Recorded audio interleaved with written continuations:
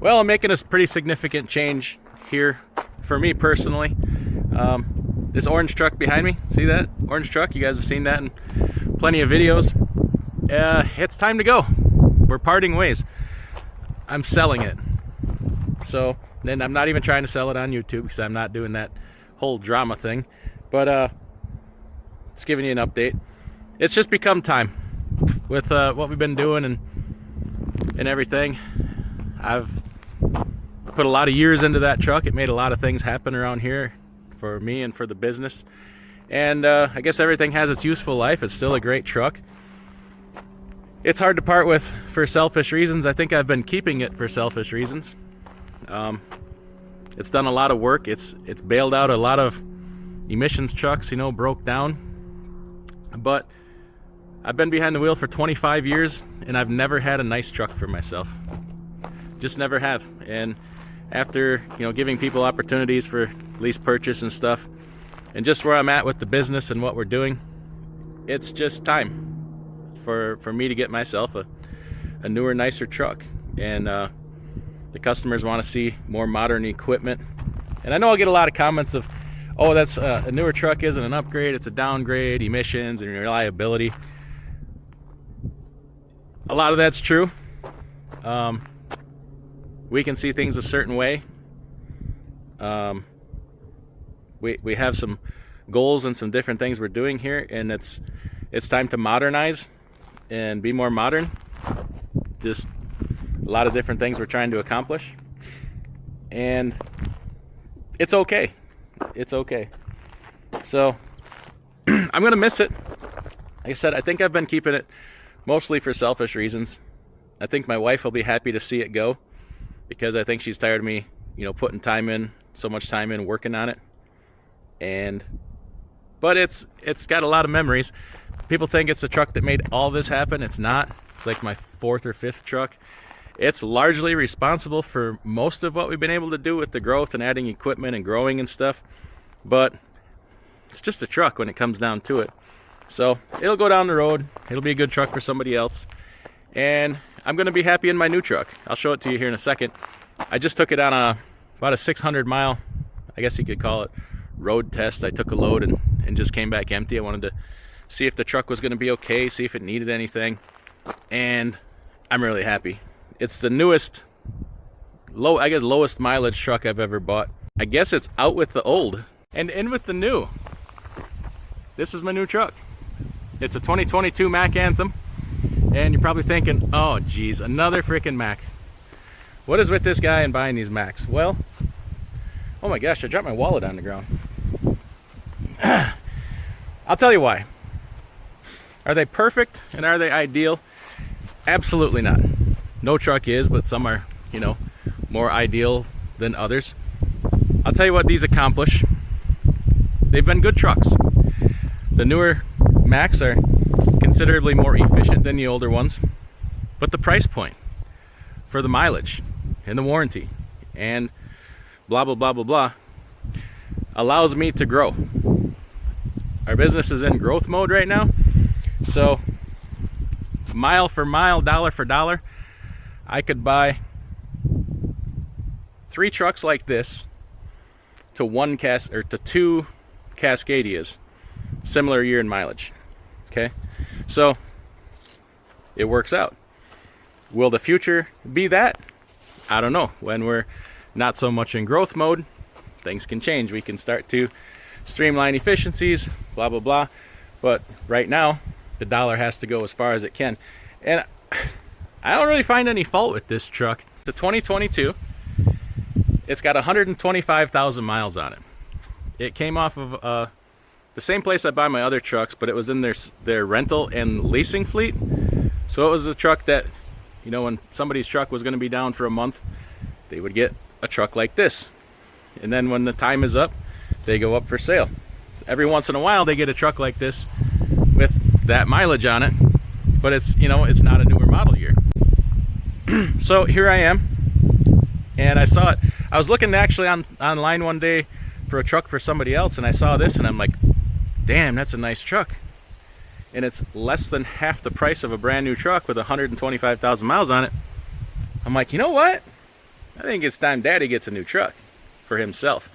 And this one is for me. Nobody's getting this one. There's a joke, an ongoing joke of my wife's got to bet with people how long before he puts somebody in it. That's not what this truck is for. This is supposed to be my truck. But also, they're not wrong.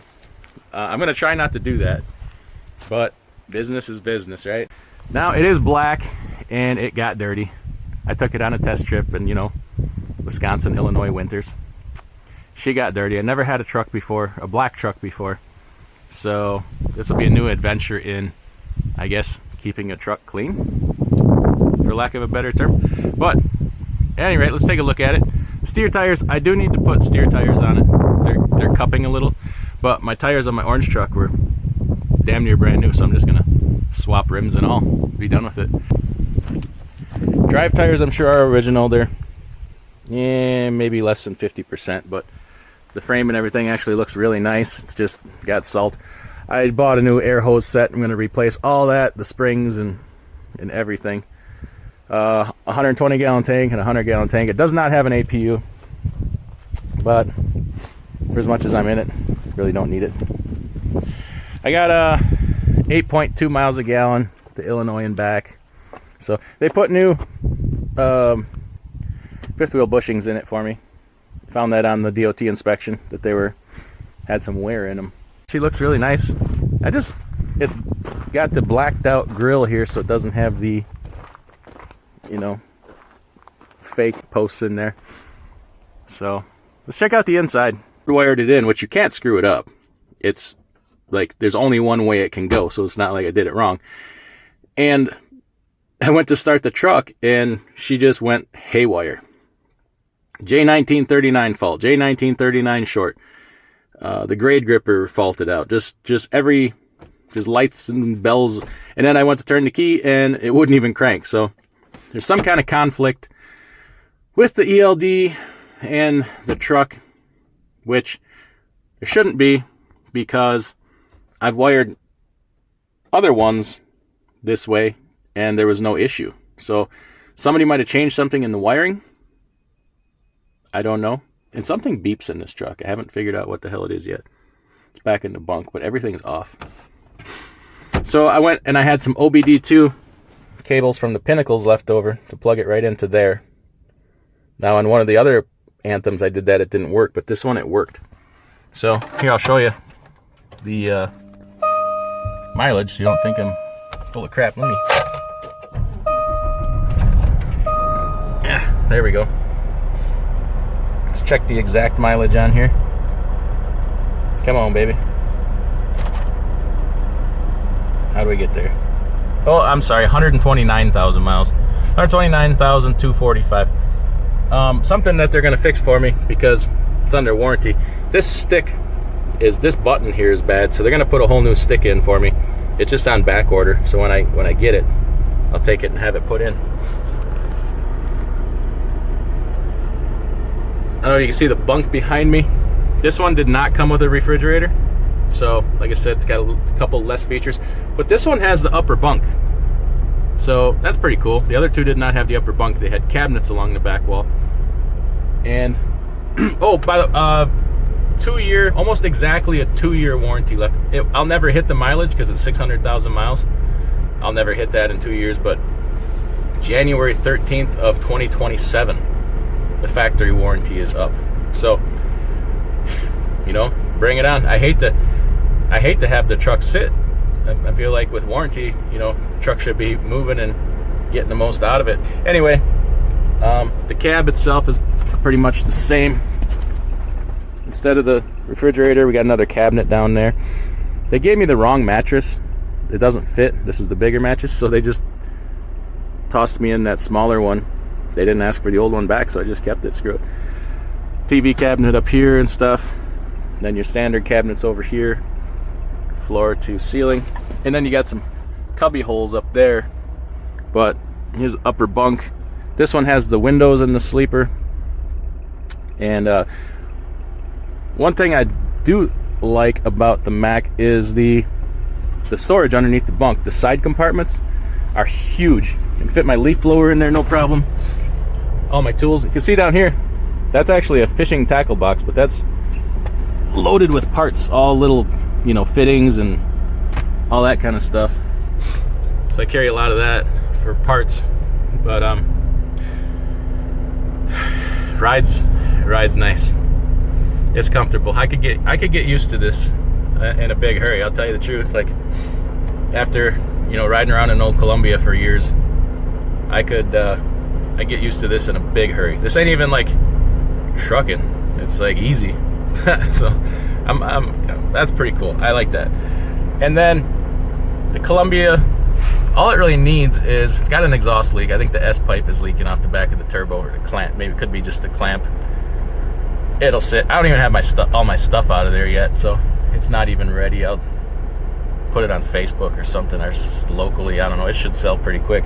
But that's a project I got to get done. Oh, and so the ELD thing in here, technically I don't even have to run an ELD, because I drive less than 8 days in any given 30-day period.